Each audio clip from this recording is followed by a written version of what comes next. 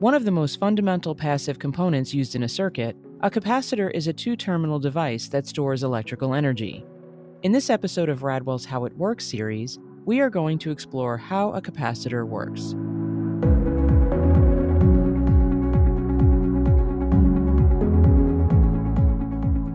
Let's review the main components of a capacitor.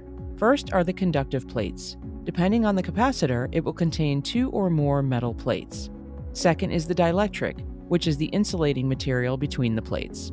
Third are the terminals, one positive and one negative, that connect to the circuit. Fourth is the case, typically aluminum, stainless steel, or epoxy resin.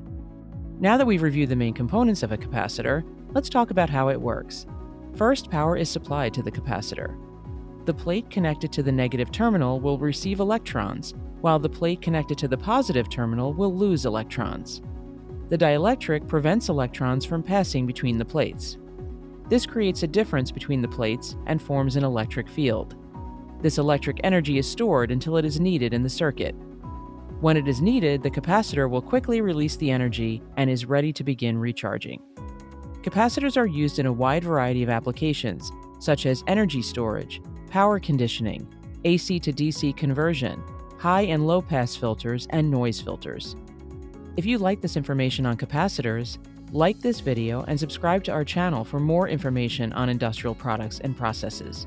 Also, be sure to check out our What Is video to learn more about capacitors. For information about Radwell, visit us on the web at radwell.com or connect with us on social media. Thanks for watching.